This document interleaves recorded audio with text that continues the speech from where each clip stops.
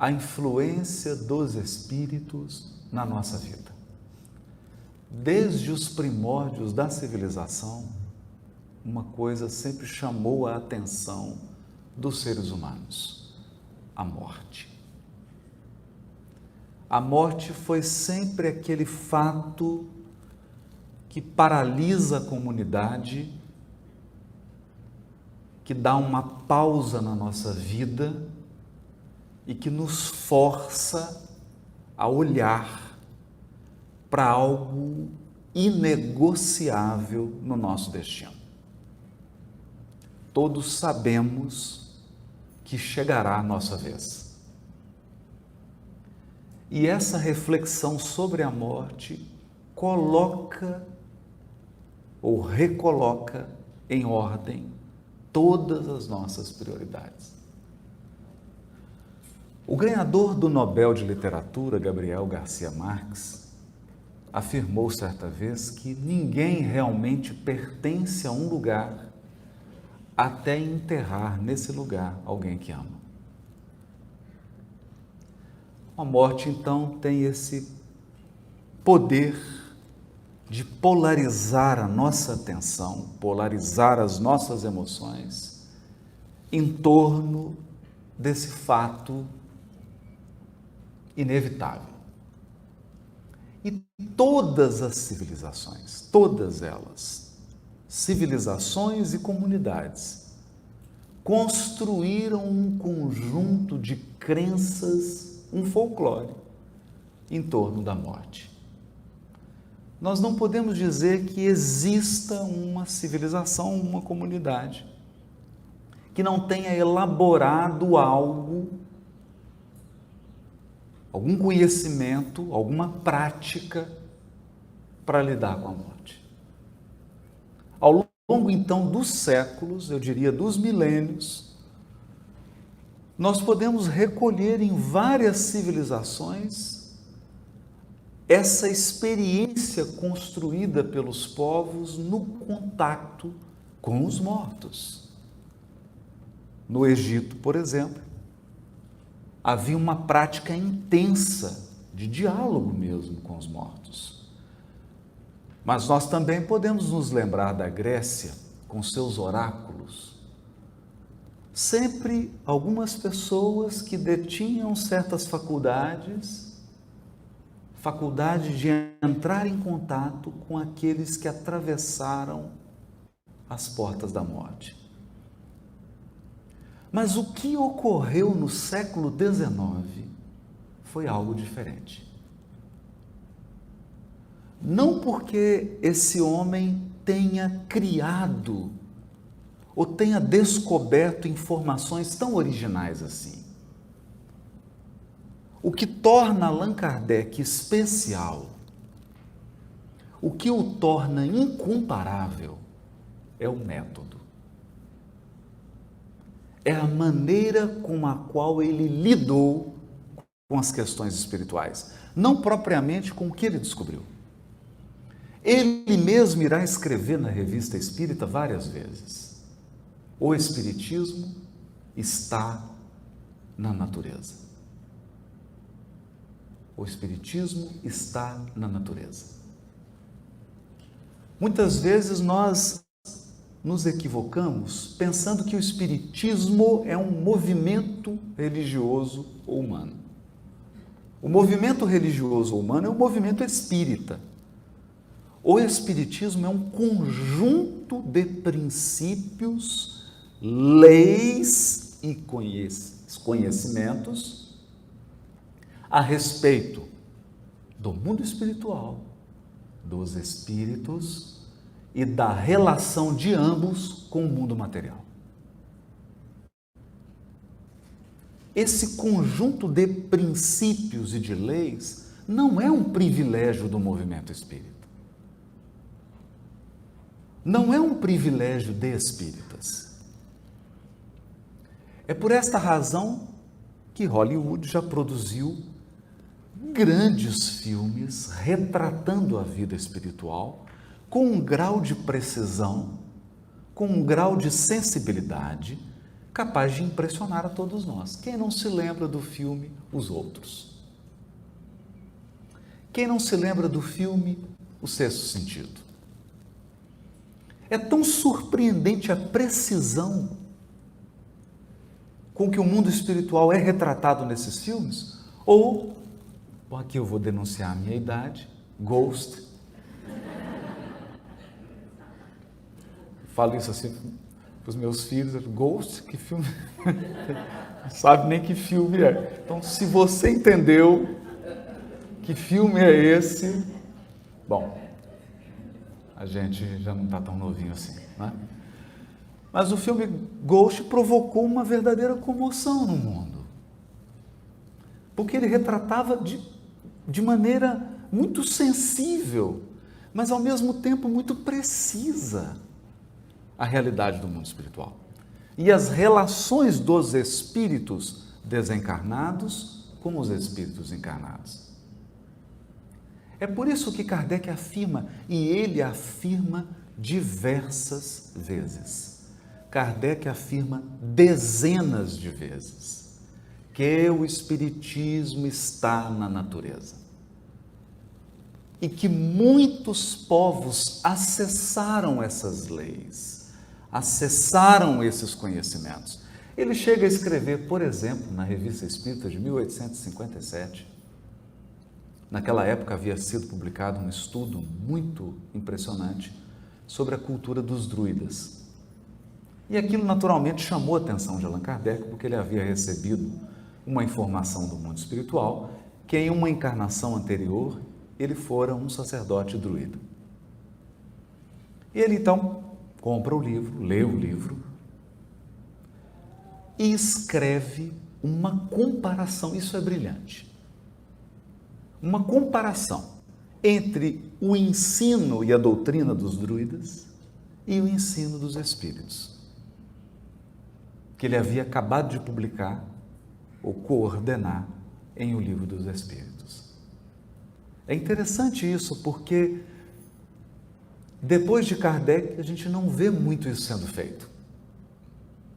A gente não encontra publicações comparando outras abordagens, outras civilizações, outras crenças com o ensino dos espíritos, ao menos com o grau de bom senso, de propriedade, como fez Allan Kardec.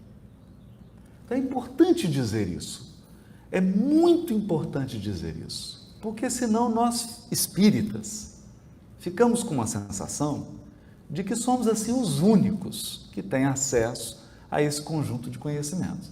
Isso não é verdade. Isso está longe de ser verdadeiro.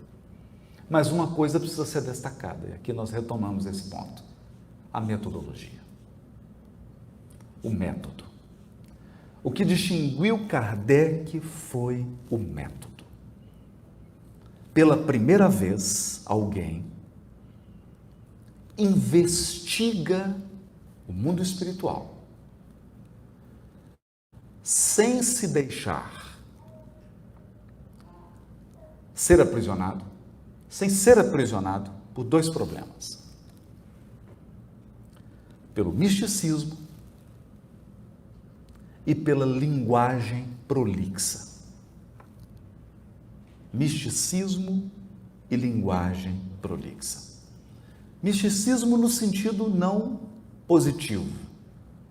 Não estou falando da tradição mística dos povos. Estou falando do misticismo como a fé cega, a fé irrefletida, aquela fé que aceita qualquer coisa,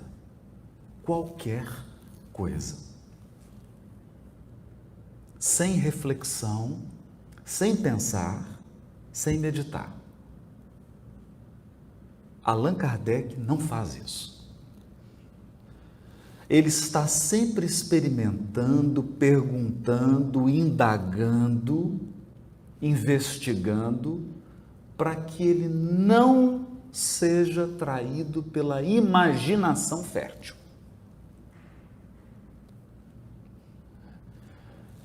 Nem todos que investigaram o mundo espiritual foram capazes de permanecer sóbrios durante o contato com o mundo espiritual. Então nós tivemos muitos espiritualistas ao longo dos séculos e dos milênios que investigaram o mundo espiritual, mas em alguns pontos entraram numa espécie de nevoeiro e perderam o bom senso. Então, quando você lê a obra desses grandes espiritualistas, você percebe que em meio a coisas profundas, há coisas muito pueris, muito infantis. O outro aspecto é o da linguagem. Porque, acreditem, é sempre possível complicar as coisas. Você pode falar a coisa mais simples do mundo da maneira mais complicada e mais prolixa.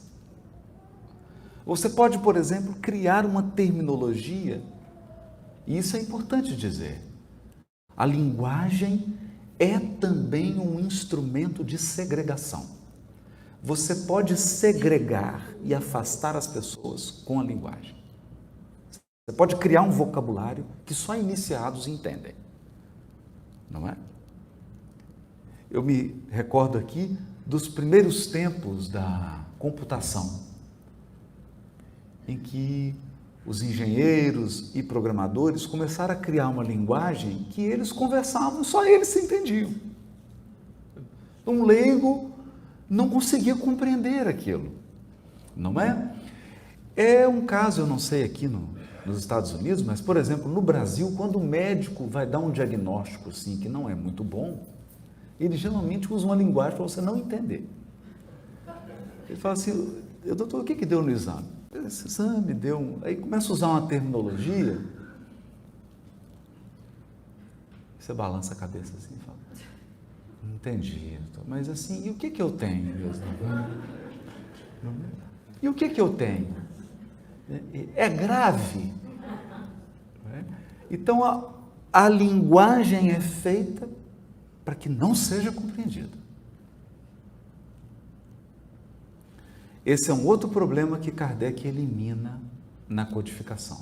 Ele já começa dizendo assim, eu não quero problemas com a linguagem. Espiritualismo é uma palavra muito ampla, que pode abrigar várias concepções. E ele elogia, nós não estamos combatendo o espiritualismo. Porque os espiritualistas creem que algo sobrevive ao corpo físico. Mas o que vai nesse livro, o que vocês vão ler nesse livro, que era o Livro dos Espíritos, é algo mais específico. E por isso eu vou criar um nome novo, uma palavra nova. A palavra espiritismo. E o adjetivo espírita. O adjetivo espírita no Livro dos Espíritos não tem nada a ver com o movimento espírita, mas com tudo aquilo que é relativo aos espíritos. É tanto que você pode ver no Livro dos Espíritos, o mundo espírita. Porque o mundo espírita, é engraçado isso, porque uma vez eu mostrei para um colega, ele falou assim, o mundo espírita aparecendo na revista Caras, é o que? É alguma coisa assim os eventos espíritas, os acontecimentos, quem são as pessoas mais importantes? Não, o mundo espírita. Não, falei para ele, o mundo espírita é o mundo dos espíritos. Dos espíritos é espírita, na terminologia de Kardec. Olha que interessante. Relativo aos espíritos. Não é? A vida espírita, ou seja, a vida dos espíritos no mundo espiritual. Ele cria uma terminologia, ele já começa na introdução tratando uma palavra que é difícil, a palavra alma. A palavra alma tem 4.569 significados, ou mais.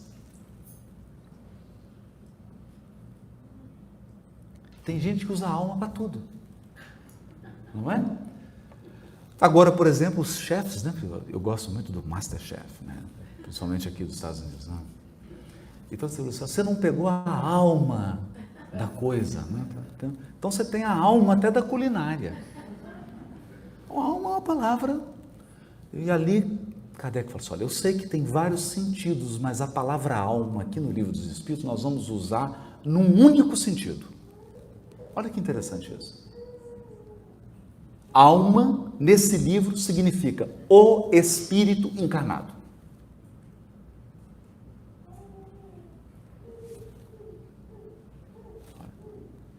Alma, o Espírito encarnado. Desencarnou, Espírito.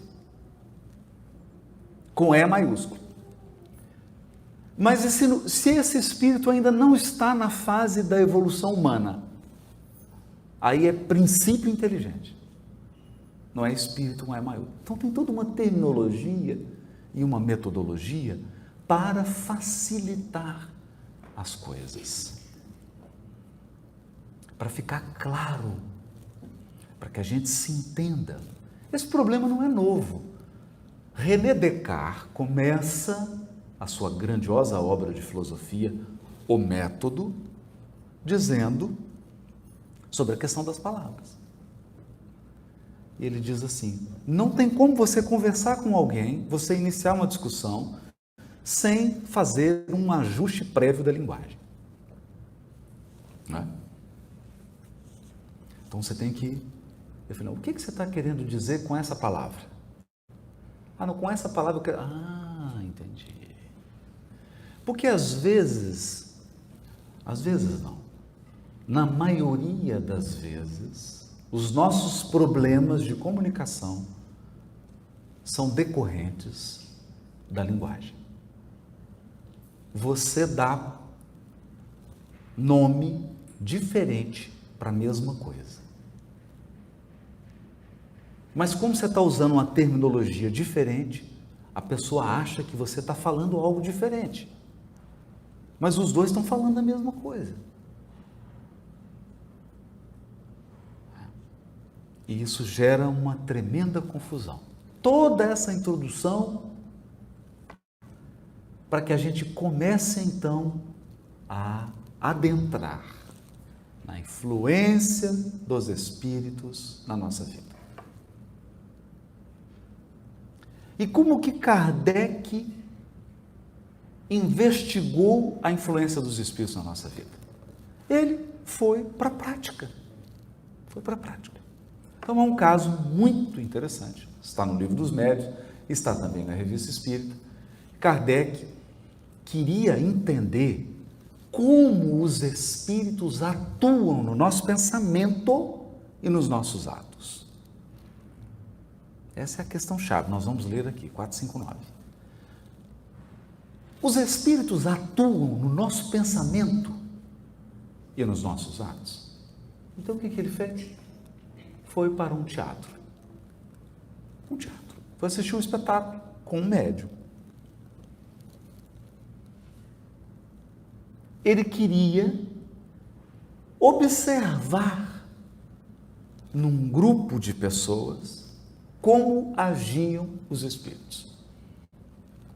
É claro que nós precisamos compreender que Allan Kardec tinha os seus benfeitores espirituais, incluindo o espírito de verdade. Ele estava numa missão, que era a codificação do espiritismo, portanto, ele estava assessorado. Então, Kardec ir a um teatro pesquisar sobre a influência dos espíritos, você imagina o tanto de espírito que tinha assessorando Kardec. O fato é que ele senta e o médium diz, olha, tem um espírito aqui, querendo falar com você. Ele falou, diga, peça para ele dizer. Ele está dizendo que você veio aqui investigar como os espíritos influenciam na vida das pessoas, não é isso? É exatamente isso, ele descobriu o meu plano. Então ele está pedindo para você olhar para aquelas duas senhoras que estão lá em cima, prestando atenção no espetáculo. E o Kardec olha e realmente tinham duas senhoras muito elegantes, numa área VIP, assistindo ao espetáculo, E o Espírito fala assim: eu vou tirar as duas daqui de dentro.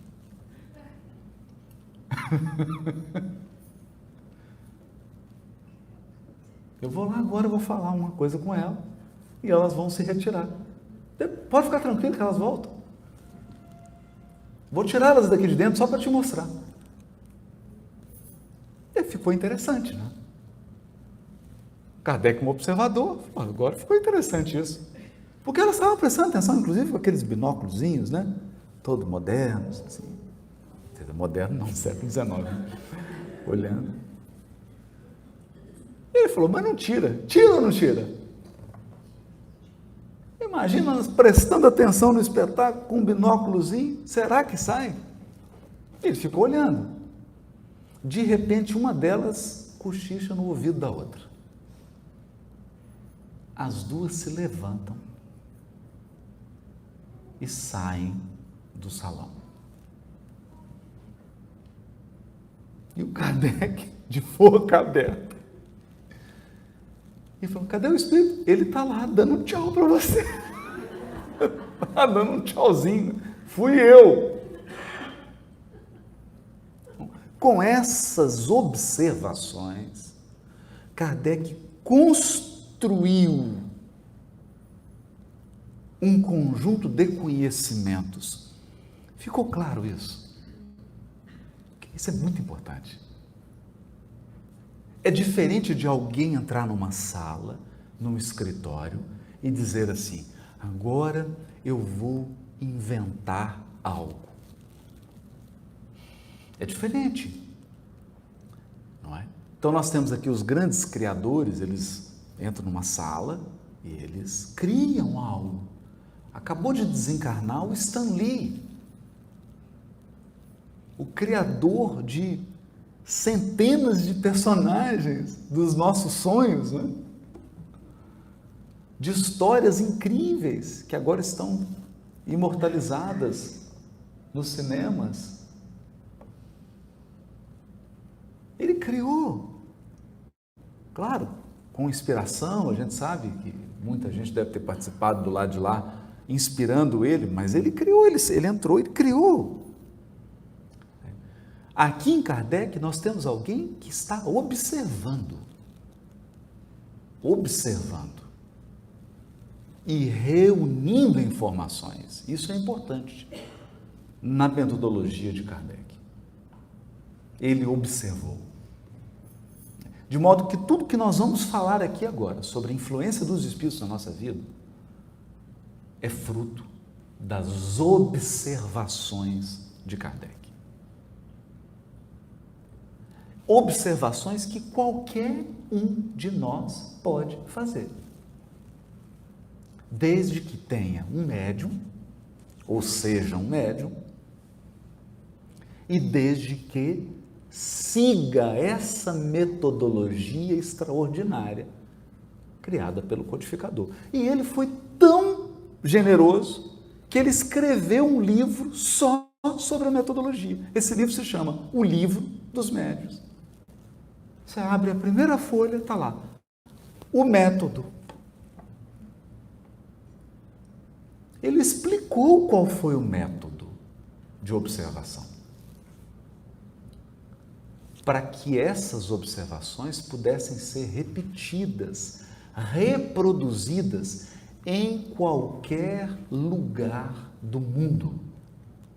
Na China, no Japão, na Coreia, na Índia, na Arábia, na América Latina, na Europa, em qualquer lugar do mundo.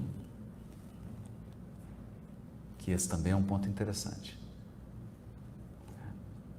Dito isso, questão 459. Vamos nela. Eu vou lê-la. Influem os espíritos em nossos pensamentos e em nossos atos?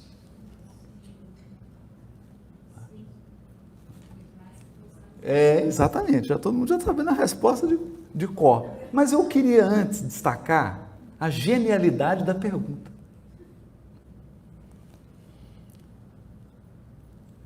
Porque a pergunta é muito importante. A pergunta é o receptáculo. A pergunta é a vasilha. Então, você pode chegar diante do oceano com uma xícara. E aí você recolhe do oceano uma xícara. E eu posso chegar no oceano com um balde, um galão enorme. A pergunta em si é extraordinária. Porque ele não diz assim, os espíritos influem na nossa vida? Não. Não é isso. Ele diz assim, influem os espíritos em nossos pensamentos e em nossos atos. Pensamentos e atos.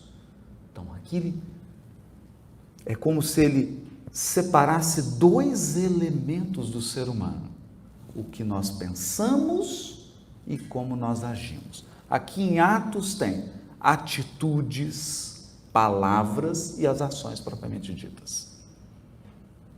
Não é? E a resposta é genial. Olha aqui. Muito mais do que imaginais.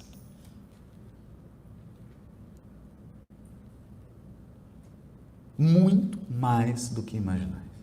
Influi muito, muito, muito. A influência é extraordinária. Aí eles dizem assim, influem a tal ponto que de ordinário, ou seja, often, frequentemente,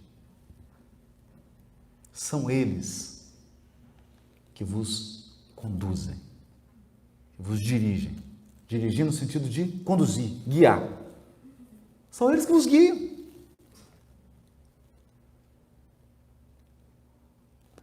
Tamanha é a influência. Mas, vejam, não há nada de mágico na resposta. Não há nada de mágico na resposta. Todos aqui possivelmente já vivemos a experiência de ter chegado um momento na vida em que você estava numa encruzilhada e você não sabia o que fazer. Você estava em dúvida. Você não sabia qual rumo tomar. E então você conversou com alguém. Entrou em contato com alguém.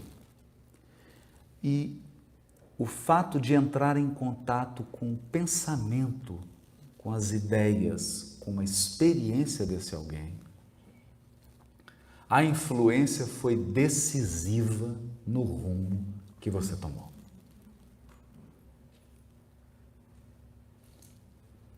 Não estou entrando no mérito se foi bom ou se foi ruim, mas foi decisivo. Por quê? Porque nós, seres humanos, agimos, nos movimentamos de acordo com o nosso horizonte. Todos temos um horizonte de percepção. E a maneira como você compreende determinada pessoa, a maneira como você enxerga determinada pessoa, a maneira como você enxerga determinada situação, vai influenciar decisivamente em como você lida com isso. Não é? É como você lida. Determina seu comportamento, a visão que você tem de algo. Então, por exemplo, se eu encaro determinada situação como uma ameaça, eu terei todo o comportamento de alguém que está reagindo a uma ameaça.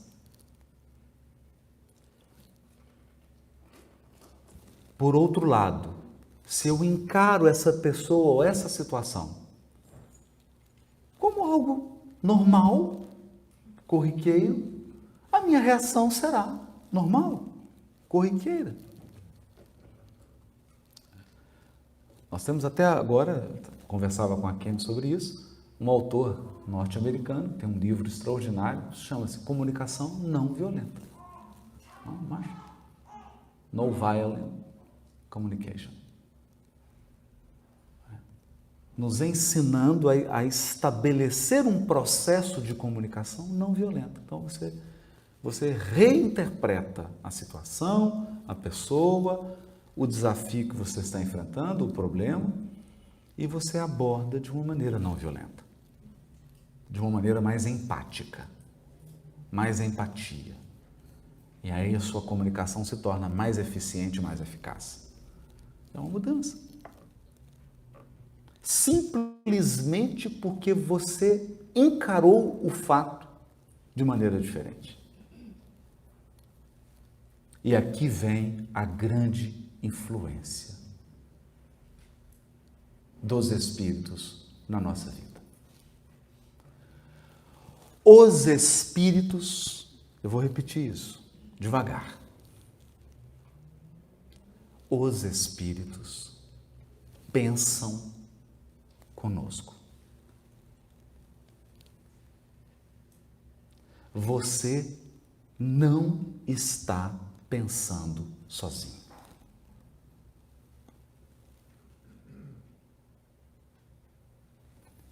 Nunca. Nunca. Nós sempre pensamos a resultante de um conjunto de pensamentos. Nós vamos ver isso com mais detalhe. Portanto,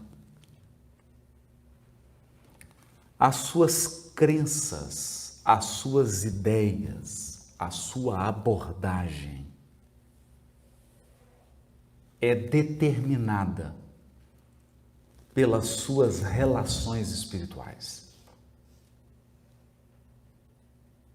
E aqui eu me refiro a espíritos encarnados e desencarnados. Então, essa é a nossa primeira abordagem. É claro que nós vamos falar sobre isso aqui a níveis de sintonia. Esse aqui é outro elemento, daqui a pouco. Então, se você parar agora e começar a observar todos os pensamentos que vêm na sua mente, nesse momento, 20% são seus.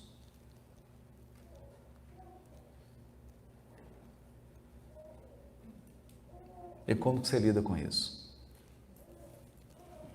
Então eu vou repetir aqui uma história que está no livro de uma mística agora no sentido positivo, uma grande espiritualista da tradição católica, Teresa de Ávila, ou Santa Teresa de Ávila, que escreveu uma obra chamada O Castelo Interior. Eu até falei disso na palestra sobre conhecer a si mesmo, que nós fizemos lá em Boston. A Teresa de Ávila compara, já naquela época, em século XVII, ela compara a alma humana, o psiquismo humano, não usava a palavra psiquismo, né? A palavra alma, o interior do ser humano, a um castelo. Então, se você fechar os olhos agora e pensar em você, você é um castelo. Só que é um castelo medieval. Nessa imagem que Teresa de Ávila criou. Porque, claro, ela via aqueles castelos. Criou uma imagem com base naquilo que era da sua sociedade. E o que tinha, então, nos castelos da época? Os castelos eram rodeados por um lago, cheios de crocodilo e outros animais. Por quê? Porque você não queria ninguém invadindo o seu castelo. E havia então uma passagem que dava acesso à porta principal do castelo. Então, se alguém quisesse entrar no castelo, naturalmente sem ser o almoço dos crocodilos, precisava passar por aquele acesso. E em meio aos crocodilos tinham cobras e outros animais peçonhentos. E aí Teresa de Ávila nos estimula a imaginar uma série de animais. Há pessoas que têm mais animais do que o castelo propriamente dito, ao redor. Então ela diz que para entrar nesse castelo nós temos que passar por essa parte que são os animais. E esses animais ela vai dizer que são os nossos medos, as nossas emoções violentas, os nossos desejos incontroláveis e inconfessáveis, a nossa parte inferior, aquilo que é bruto em nós, a nossa sombra, a parte ainda animalizada do nosso espírito. Todas as culturas humanas se referiram a essa parte. Na Grécia, por exemplo, nós temos um centauro chamado Quiron, que era metade cavalo, metade homem. Mas Quiron somos todos nós, porque diz Emmanuel que nós estamos mais próximos da experiência animal do que da angelitude.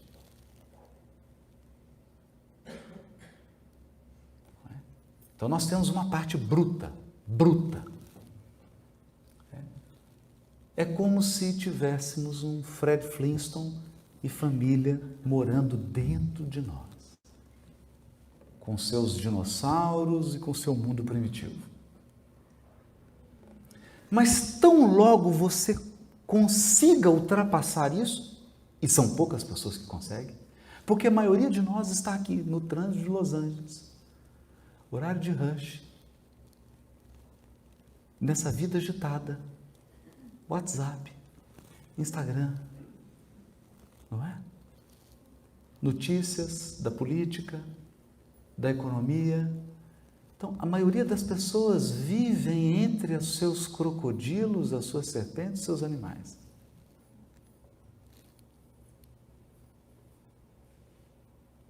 Elas estão imersas.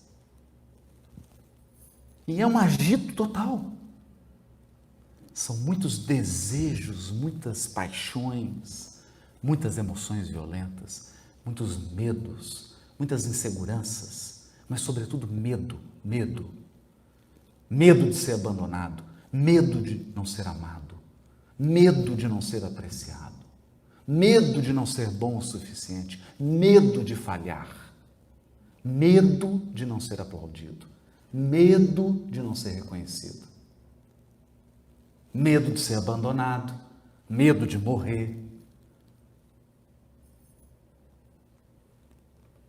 A maioria das criaturas humanas, diz Teresa de Ávila, vive nessa parte do castelo. E nunca vão sair daí. Porque não querem. Simplesmente porque não querem. E você dirá assim, mas como é que uma pessoa pode viver uma encarnação inteira só com seus medos? Isso me lembra aquela história de uma pessoa que passou com um carro, parou num posto Chevron. Estou mudando o exemplo aqui.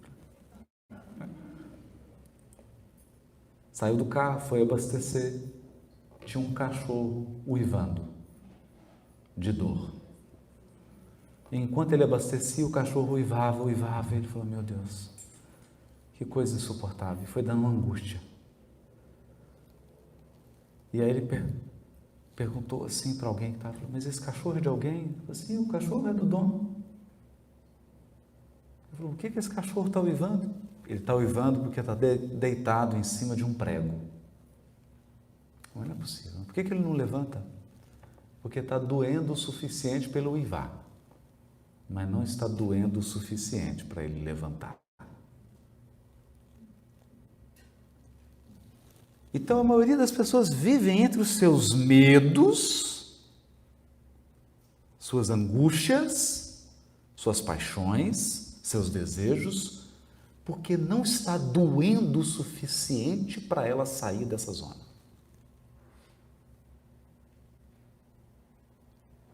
Está ruim, mas não o suficiente. No entanto, dirá Teresa de Ávila, alguns têm a coragem de ir para o interior do castelo. E eles então passam dessa região dos medos, das paixões, dos vícios, da ansiedade, do total descontrole. Isso não significa que eles não têm mais medo. Isso não significa que eles não têm mais desejo. Não significa que eles não têm vício. Significa que agora eles sabem que têm isso e agora eles têm controle sobre isso. Eu tenho medo de ser abandonado, mas agora eu tenho controle sobre isso. Eu administro esse medo. Eu tenho medo de não ser reconhecido. Medo de não ser valorizado, mas agora eu controlo isso.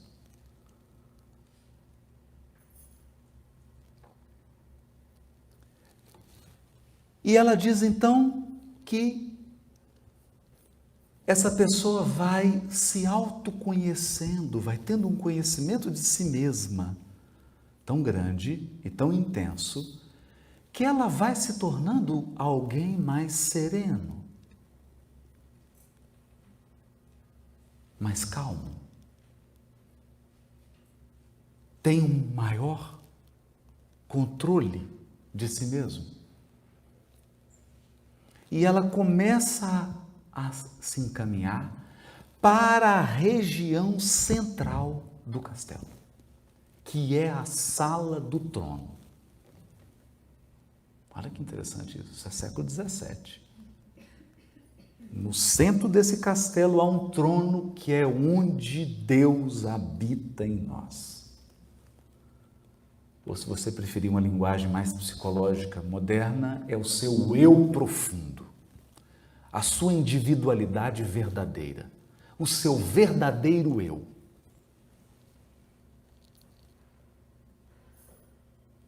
Eu peço permissão para acrescentar um detalhezinho nesse castelo de Teresa de Ávila. Ela não vai achar ruim.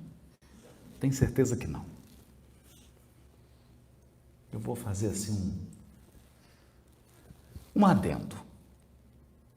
Depois que você passa pelas cobras, crocodilos, pelos medos por esses animais, eu diria que você começa a encontrar pessoas nessas várias salas concêntricas do castelo. Essas pessoas que você começa a encontrar são você mesmo.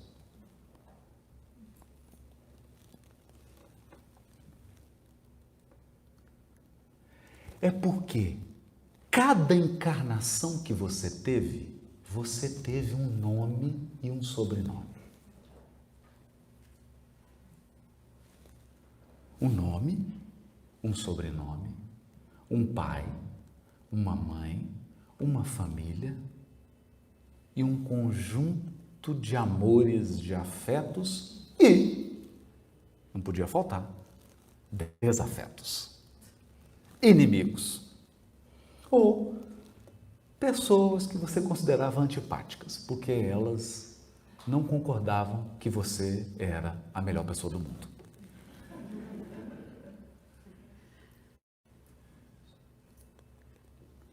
Só que essa pessoa que você foi, ela não tinha só nome, sobrenome e família. Ela tinha um corpo, masculino ou feminino, não importa. E ela morava num país. E falava uma língua. E comia um tipo de comida. E tinha um tipo de vida.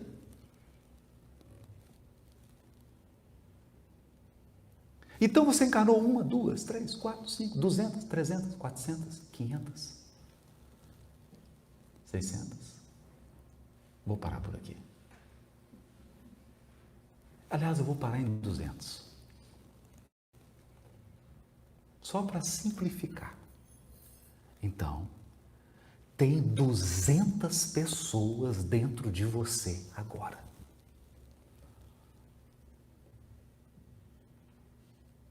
E agora?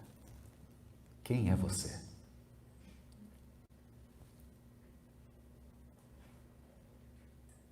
Quem é você? Você é o você de hoje? Ou você é algumas dessas 200?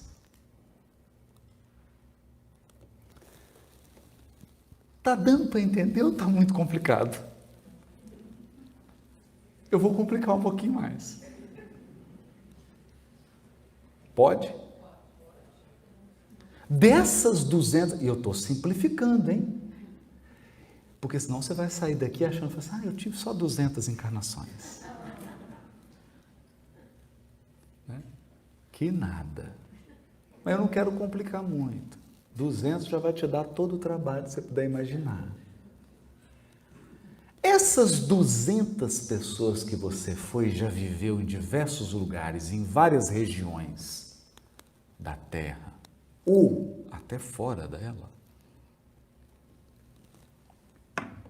você não gosta de todas elas de igual modo.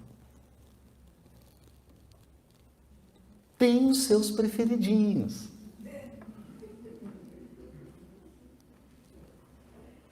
Você tem as suas preferências. Então tem um fulano, uma fulana que você foi, que você não quer nem saber. Que vida ruim que foi essa? Deus me livre. Lugar ruim que eu vivi. Não tinha nada a ver comigo. E essa pessoa fica lá, rejeitada. E essas pessoas rejeitadas dão um trabalho. E tem as suas preferidinhas. Tem as preferidas. Eu me lembro de um amigo, não vou falar o nome aqui para não entregar ele. E ele, um dia, eu estava conversando sobre a codificação, sobre a França e tudo. E aí ele disse assim, meu Deus, a Belle Époque, a Belle Époque. Eu olhei e falei assim, incorporou um francês em você. Acabou de incorporar um francês. Foi dando um passo, falando assim, e é você mesmo. Esse francês que incorporou em você agora é você. E ele é seu queridinho. Viveu na Belle Époque, no auge da França, Paris, na corte, carruagens, glamour. E essa é uma encarnação preferida. Então ele vê a bandeira da França, até arrepia. Ouve aquela musiquinha, não é? Não pode ver uma patisserie, não é? Não é? Tem um amigo meu, que eu não vou falar o nome dele, mas ele vai saber que é ele, que agora ele está com um canal no YouTube também. Tá bom, vou falar o nome dele, só para provocar ele. Que aí ele me dá o troco, ele dá o troco. Dr. Alberto Almeida, um lorde inglês. Um lorde. Você vê que ele tem a estatura de um lorde, né? Ele tem aquele jeito do lorde, né? Você fala para ele chá das 5, o olhinho dele até brilha. Vou parar de provocar ele, senão ele dá o troco. Ele grava lá e manda para cá. É um lorde. Então o lorde inglês é um preferidinho dele. Então, algumas pessoas que você foi são seus preferidos. Você fala, Haroldo, mas o que isso tem a ver com o tema? O que isso que eu estou falando aqui tem a ver com o tema?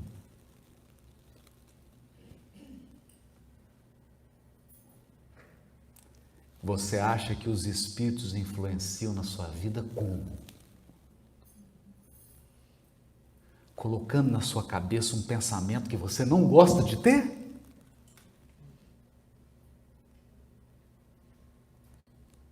Hã? Como é que os espíritos influenciam na sua vida? Eles olham para você porque viveram com você na Belle Époque. Chegam aqui, já temos, cria sintonia. E você sem perceber, em Los Angeles, está se comportando como alguém da França do século XVIII.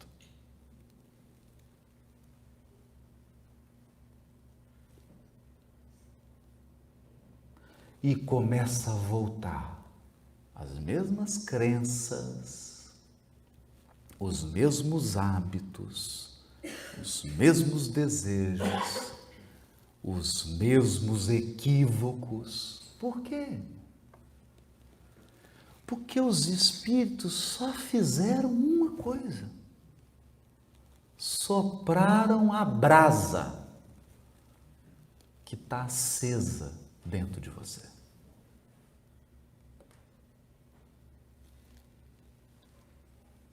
Porque quando a gente fala de influência dos espíritos na nossa vida, as pessoas imaginam assim, que chega um espírito vestido de policial, algema você e fala, agora eu vou te obrigar a fazer isso. E você vai chorando, não, por favor, espírito, não faz isso comigo. Não. Emmanuel tem uma frase que é dura, mas profunda.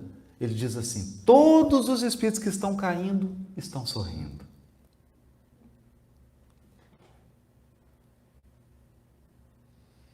Toda vez que você estiver estragando a sua encarnação, você está sorrindo. E toda vez que você estiver redimindo e purificando, você está chorando. Em sentido figurado, claro. É uma metáfora. Porque é o esforço.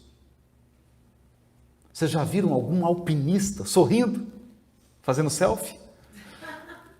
Né? Está lá quase chegando no auge da montanha e... Não, o sujeito não está aguentando mais. De tanto esforço, porque subir cansa. É esforço. Mas diz Emmanuel, é preferível chorar sob os grilhões da resistência do que sorrir sob os narcóticos da queda. Olha, quem está caindo está embriagado.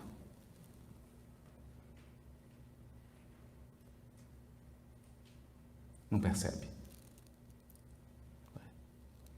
Quem está subindo está carregando as algemas que ele mesmo construiu.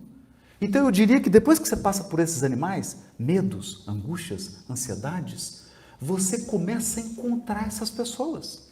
Gente, é muito difícil. Porque é você. E você vai encontrar essas pessoas, por algumas você vai passar. Não quero nem te ver. Detesto essa vida minha que eu fui. Quero nem lembrar. Mas tem outros que você vai ficar assim, oh, vida boa que eu tive, meu Deus, foi tão bom, oh, encarnação maravilhosa, ai, que vontade de voltar. E aí você fica.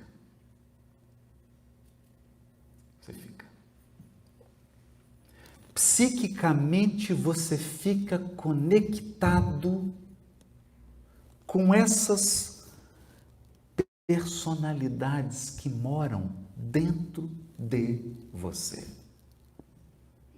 e você não consegue avançar. Não consegue. Você para. É desafiador.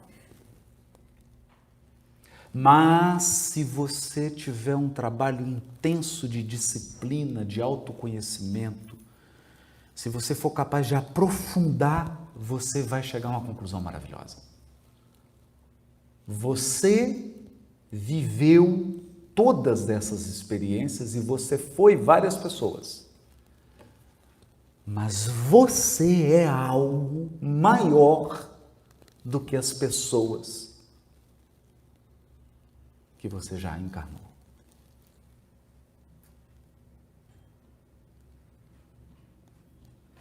O seu eu verdadeiro é maior que isso tudo. E o que te espera é infinitamente maior do que o que você já viveu.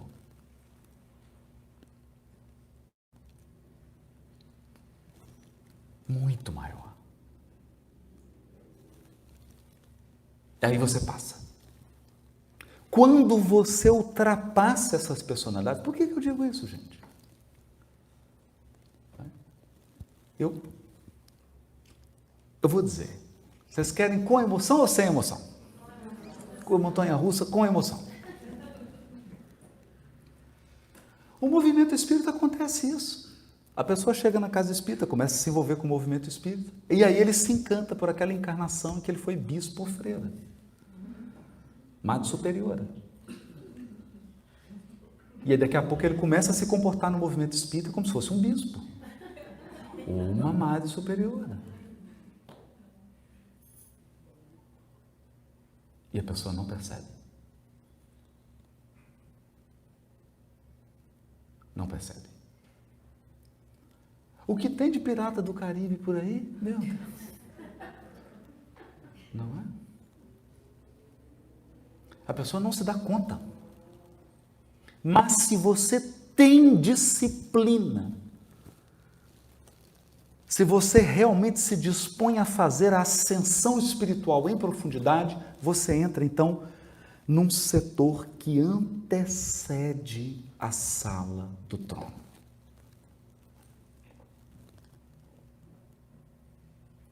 Mas nem tudo são flores. Quando você chega nesse local, é quando você já consegue meditar, você já consegue perceber que você é eterno. Você é maior que a personalidade que você tem hoje. Percebe? É tão difícil que eu pergunto assim, quem é você? Eu falo, eu sou o Haroldo Dutra Dias. Tem certeza? Não tem.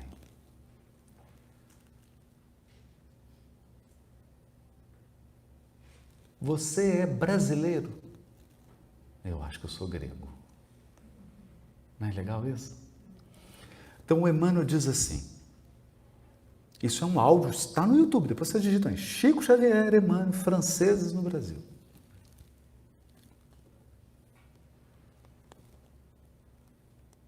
E o Chico, a vozinha dele, é ele, dizendo, Emmanuel nos diz que milhares de espíritos da Revolução Francesa foram trazidos para o Brasil.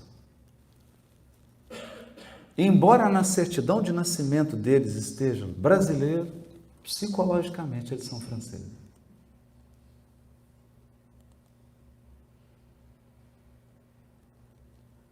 Perceberam?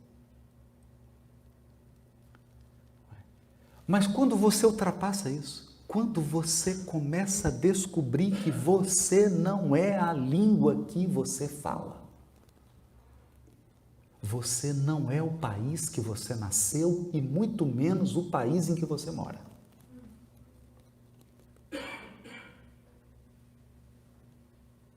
Você não é o corpo masculino ou feminino que você tem. Não é.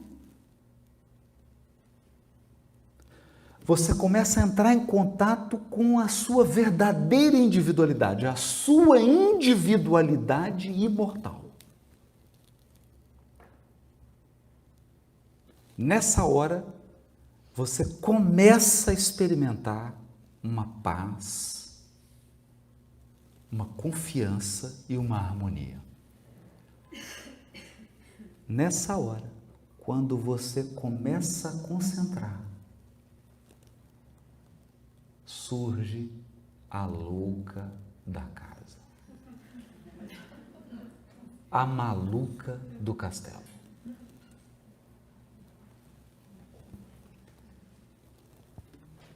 Quem diz isso é Teresa de Ávila, então não briguem comigo. A maluca do castelo vem batendo as panelas. Então é assim. Vamos fazer a prece inicial. Você fala assim: Senhor, nossa, onde que eu vou jantar mesmo? Eu acho que depois do evento aqui, um jantar lá não. É a louca batendo a panela. Aí você concentra, eu vou fazer uma meditação aqui de 1 minuto. Então, ai, tem que pagar aquela conta amanhã. A louca da panela não deixa você concentrar.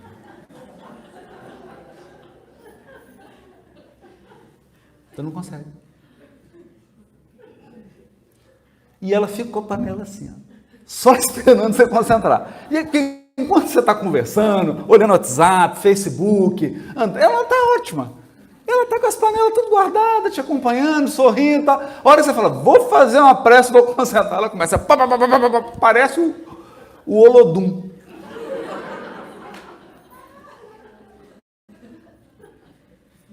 Não é? Eu estava até conversando com o Décio, ele falou assim, a minha, depois que eu falei isso, né, não falei numa palestra, o Décio falou assim, o meu não é a maluca da casa não, o meu é aquele macaco do se beber não casa.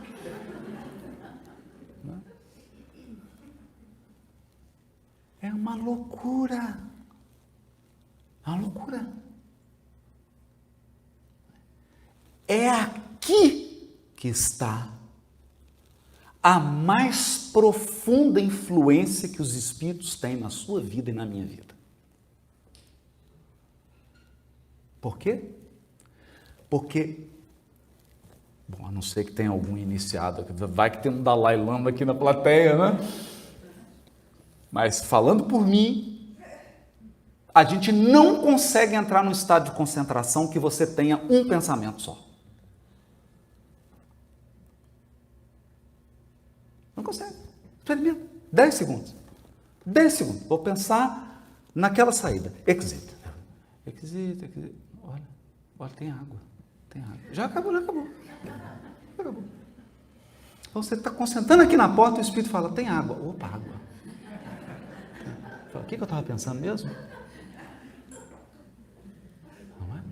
Então, é nesse mecanismo que nós sofremos uma interação intensa e determinante no nosso pensamento dos espíritos.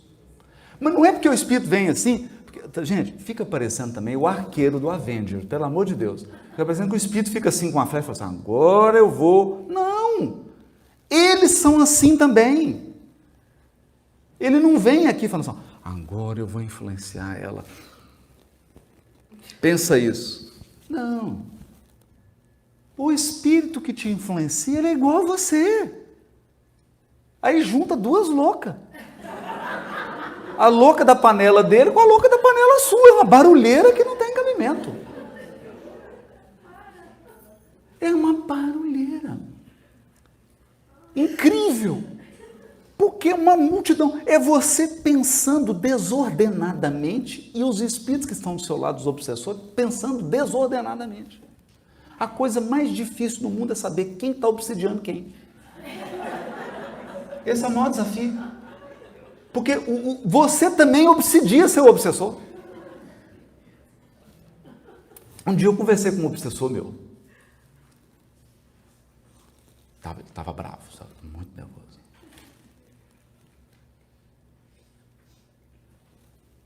Ele chegou e falou assim, eu te acompanho cada minuto da sua vida. Eu falei, não, eu que te prendo em cada minuto. Você não vai sair de perto de mim. Não, eu que te prendo.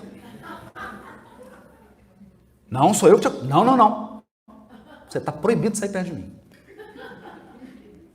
E agora você vai ter que ouvir todas as minhas palestras. Todas, do princípio ao fim. Vai ter que fazer as atividades. Aí ele foi desanimando. Claro que eu não falei assim, né? Depois de 15 minutos de conversa, não é que ele chegou à conclusão que ele estava numa pior? Entende? Por quê? Porque obsidiar alguém é ficar escravo desse alguém. Você fica escravo. A sua vida para e você fica seguindo a vida do outro. É uma escravidão. E geralmente por que eles fazem isso? Por mágoa, né? Por rancor. A mágoa, o rancor os levam a querer vingar e aí ele fica te acompanhando para poder vingar. Mas fazendo isso, acabou a vida dele, porque ele só faz isso na vida, não tem mais vida. Eu perceberam como é que é intricado isso? Como é que é complicado? E é assim que funciona. Então, antes da gente dar uma parada para o intervalo, né? Já chegou o momento. Eu vou contar um caso aqui. O grupo era o Meimei, Grupo Meimei, em Pedro Leopoldo, Francisco Cândido Xavier. Lá foi recebido os livros Vozes do Grande Além e Instruções Psicofônicas. O médium de psicofonia era o Chico e tinha outros médiuns, mas o livro registra as psicofonias de Chico Xavier. Quem dirigia a reunião mediúnica era Arnaldo Rocha. Então os espíritos chegaram na reunião, estava todo mundo em silêncio, todo mundo em prece. Aí o espírito chega e diz assim: meus amigos e amigas, está um barulho ensurdecedor nessa sala.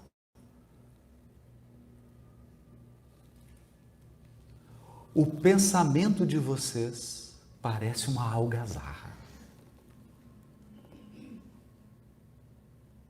E nós precisamos que vocês se concentrem e façam um silêncio mental, um silêncio da mente. Silenciem os pensamentos, porque hoje nós vamos receber a visita de alguém muito especial. Hoje vem ao grupo Teresa de Ávila. Não é lindo? E aí foi um sacrifício, né? Para calar o pensamento, porque tiveram que amordaçar a louca da panela, né? Violência doméstica com a louca da panela, não é? Porque ela não deixa. E aí tentaram a silenciar.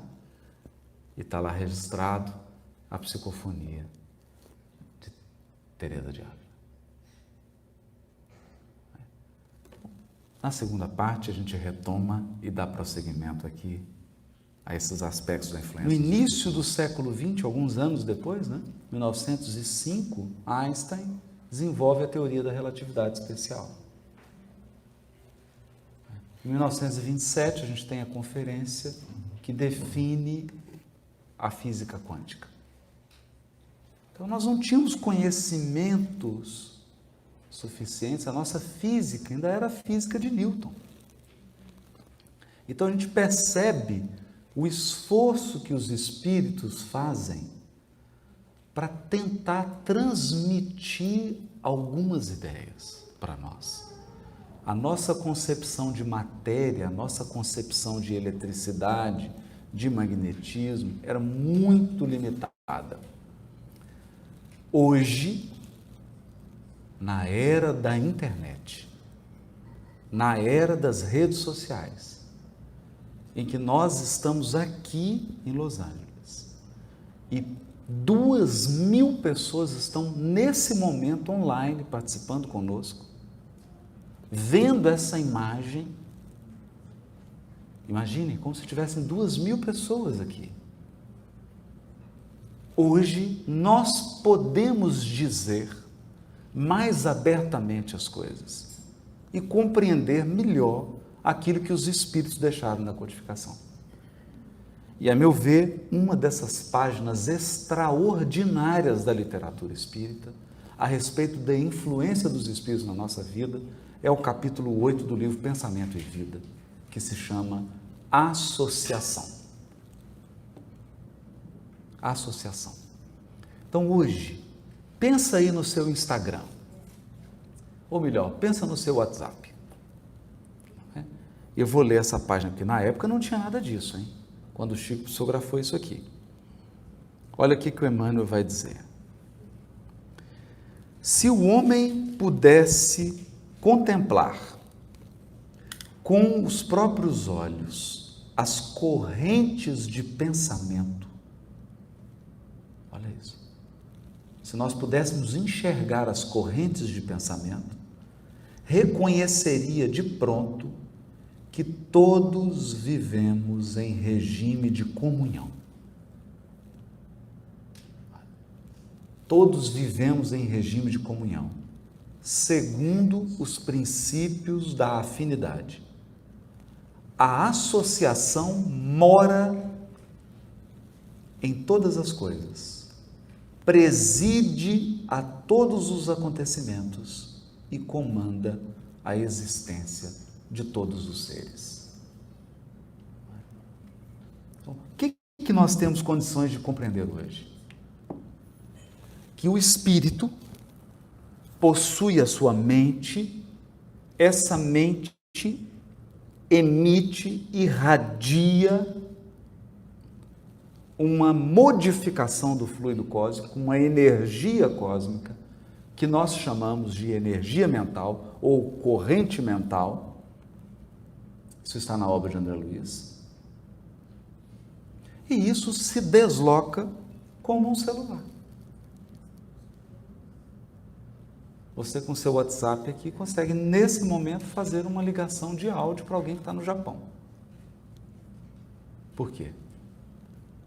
Porque as ondas eletromagnéticas se desprendem daqui e chegam lá, na velocidade da luz. 300.000 quilômetros por segundo. O pensamento, muito mais rápido do que isso, muito mais poderoso. Então, o que acontece? Se nós tivéssemos a visão dos Espíritos, nós veríamos nesse momento, da aura de cada um de nós aqui, desprendendo-se fios sutis que nos ligam a outros seres, encarnados e desencarnados.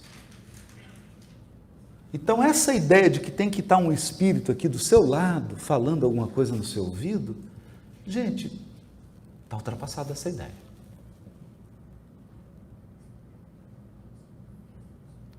Porque se você consegue namorar por WhatsApp com outra pessoa no outro país,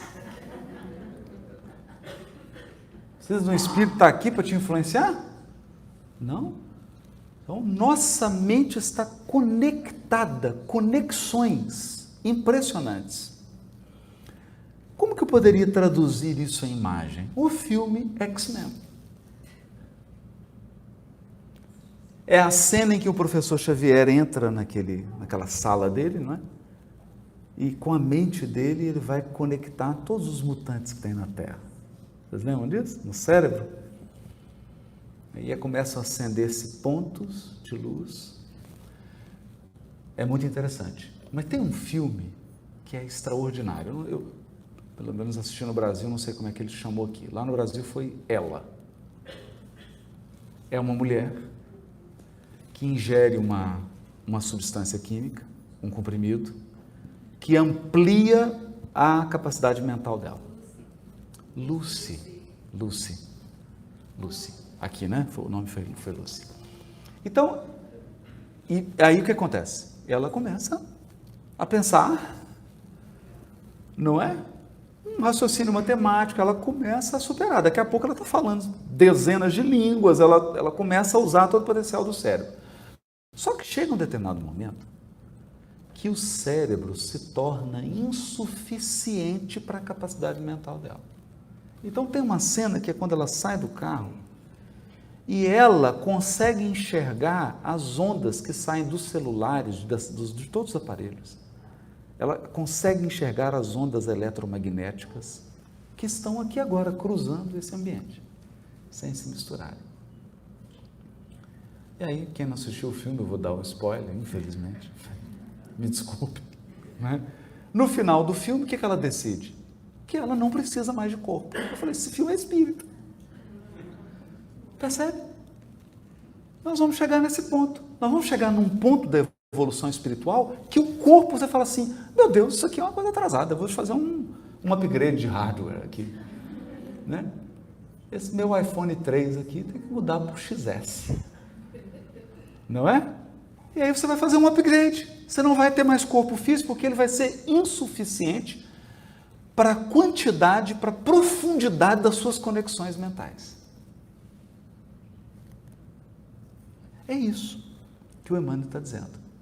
Então, nesse exato momento, a nossa mente está conectada. Agora, aqui tem um detalhe importante, que é o detalhe da sintonia.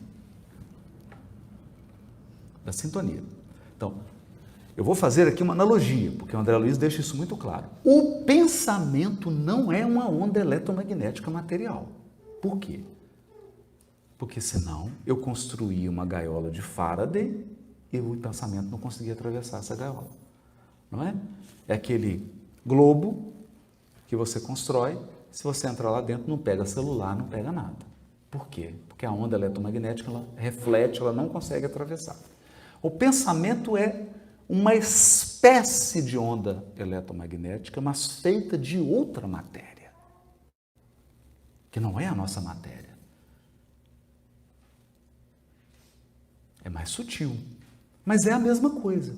E tem algo interessante com a onda eletromagnética. Querem ver? Olha aqui. Dependendo da frequência da onda eletromagnética, você percebe ela como som.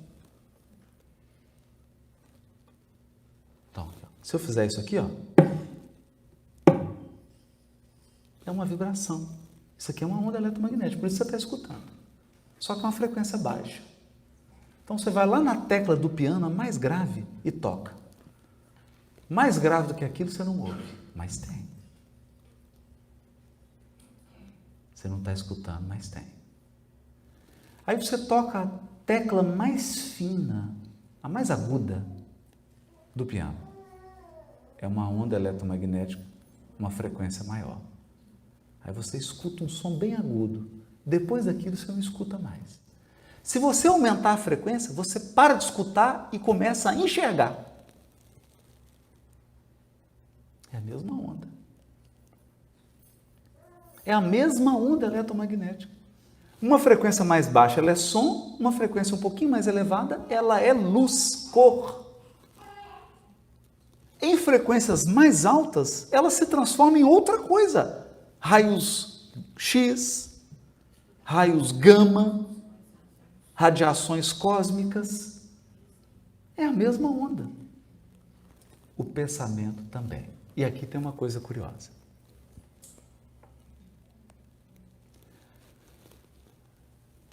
Porque dependendo da frequência que você sintonizar, você vai ouvir o quê? Então, estou lá no Brasil. Aí eu estou aqui na frequência. Coloquei a frequência. Funk.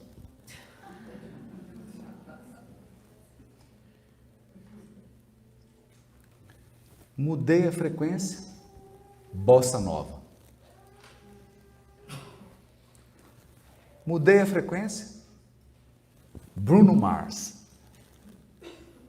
Mudei a frequência. Jazz. Mudei a frequência. Música clássica. Percebe? Então aqui há um fenômeno da conexão espiritual. Todos os seres estão conectados numa teia, numa rede de conexões intricada. Nós podemos dizer que todos os seres da Terra estão conectados. Eu vou dizer então de outra maneira. Jesus tem o seu zap. Ele tem seu WhatsApp. Porque tem gente que acha assim, Jesus falou comigo, então ele saiu lá da esfera dele, deslocou, teve que aparecer para você. Não, ele manda um zap. Manda um pensamento.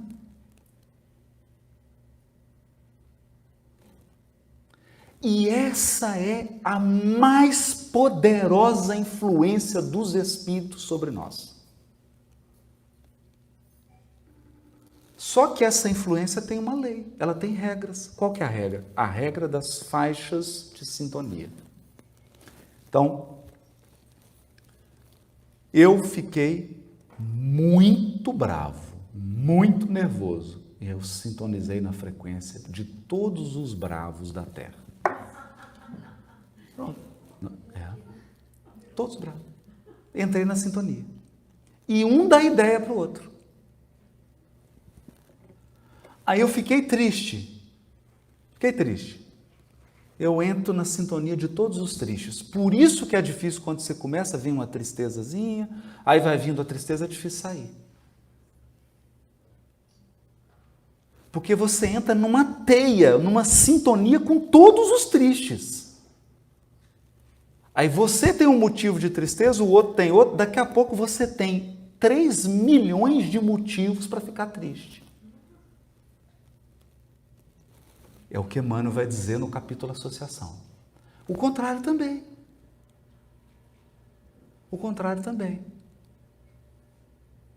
Então, se você sintoniza numa ação do bem, num pensamento positivo, em algo positivo, você também agrega força e essa sintonia te leva a alguma coisa. Isso é tão poderoso, depois vocês digitem aí. Estados Unidos, ponte que caiu com o vento. Esse é um fenômeno da física, de onda eletromagnética. Toda substância, por exemplo, esse microfone aqui, ele está vibrando, ele não está parado. Essa sensação de que ele está parado é ilusória, porque está tudo vibrando aqui, e ele está vibrando numa frequência. Se um outro corpo vibrar na mesma frequência desse microfone, você vai ver esse microfone fazer assim, ó. Foi o que aconteceu com a ponte. Eu me esqueci agora a cidade, mas havia uma ponte bonitinha, começou a dar uma ventania. A ventania era uma ventania forte, mas nem chega perto dos furacões que tem aqui. Era coisa pouca. Só que teve um problema. O danado do vento começou a assoviar na mesma frequência da ponte. Aí você vê a ponte fazendo isso aqui, ó. A ponte parece um papel. Ela simplesmente cai. É por isso que, já viram o pessoal quando está fazendo marcha, os soldados marchando? Não pode marchar em cima de ponte. Porque é um risco muito grande. Está todo mundo marchando, aquela frequência, você entra na frequência, derruba a ponte. Então, o que significa isso? Você acumula energia, acumula poder quando sintoniza com determinada frequência. Para o bem e para o mal. Para o bem e para o mal.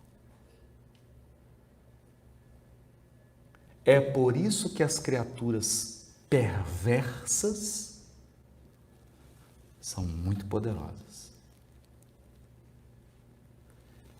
É por isso que as criaturas bondosas são mais poderosas ainda. Né? Porque tem mais pensamentos bons no universo do que ruins. A proporção é maior de espíritos puros, de espíritos já aperfeiçoados, do que de espírito imperfeito. Então, esse aspecto da associação, gente, é muito importante. É muito importante. Porque senão a gente vai ficar com a impressão de que a influência dos espíritos é ouvir espírito, ver espírito, tocar em espírito. Aí você fala, mas eu não sou médium. Eu não vejo, eu não escuto, eu não toco espírito. Fica tranquilo, se você desencarnar, você vai tocar espírito, ouvir, ver. Mas pela mente, nós entramos em sintonia. E é aqui que eu queria encerrar essa parte da influência para ir para as perguntas, para que a gente entenda agora o que é prece.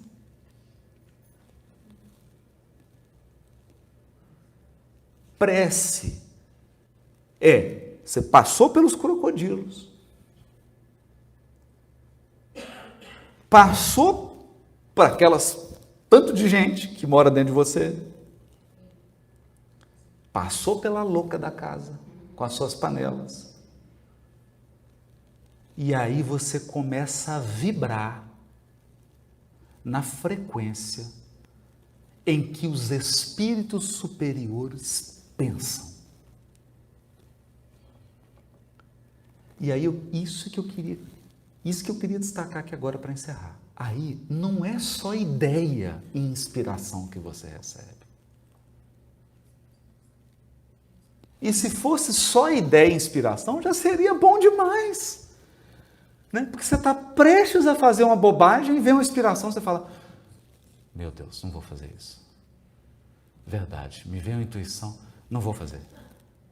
Me muda. Já seria bom demais, mas não vem só isso. Vem energia e força.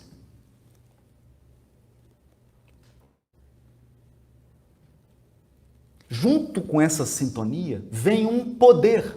O Chico dizia assim, as pessoas que têm o hábito da oração na Terra estão munidas de um poder ainda desconhecido.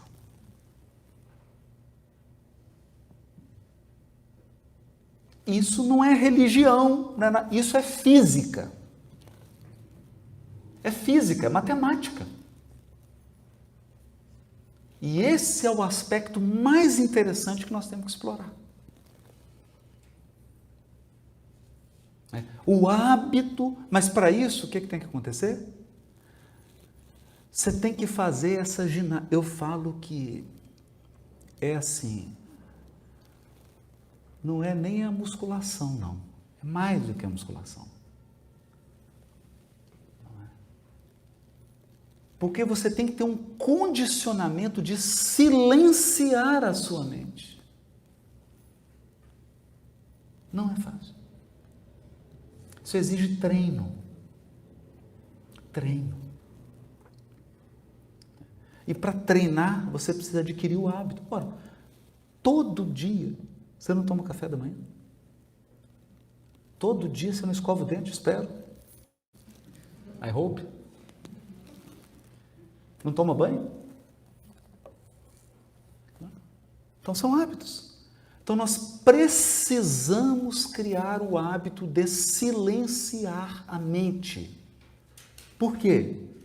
Porque se você adquire um treinamento nisso, você vai ser capaz de controlar a sintonia da sua mente. Quando você silencia, você fala, agora eu vou escolher que pensamento eu vou sintonizar. Não é fácil. Não é fácil. Isso é maratona. Ninguém sai assim e fala, vou correr 42 quilômetros. Não é assim que funciona. Não é assim que funciona. Você fala, vou correr uma maratona, você começa primeiro 1 quilômetro. Aí quase tem que ter uma ambulância. 911.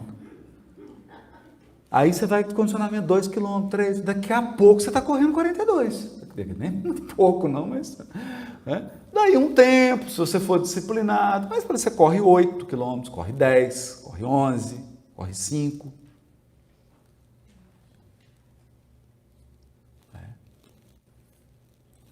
Então, quando nós, e eu passo agora para as perguntas com isso, quando a gente pensa num Chico Xavier, a gente acha que é assim, nossa, é uma mágica, foi uma mágica e o Chico ficou iluminado. Não, gente, o Chico durante 82 anos, ele ficava uma média de 6 a 8 horas por dia em transe.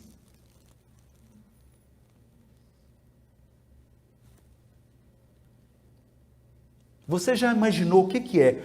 8 horas por dia durante 82 anos, você concentrado com a mente, com a louca quieta? A panela dela enferruja. Ela já não tem nem força de tocar mais a panela. As pessoas diziam isso. O Chico começava 2 horas da tarde concentrado, dava 2 horas da manhã, a pessoa já tinha saído, já tinha ido ao banheiro, já tinha tomado café, já tinha conversado, já tinha ouvido o Roberto Carlos, que ficava tocando aquelas músicas, né, para distrair as pessoas, e ele concentrado. 12, 14 horas em transe.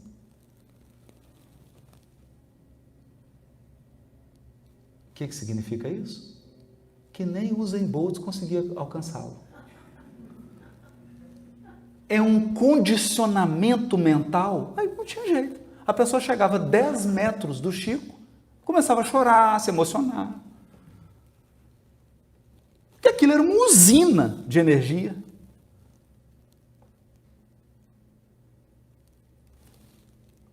Prática.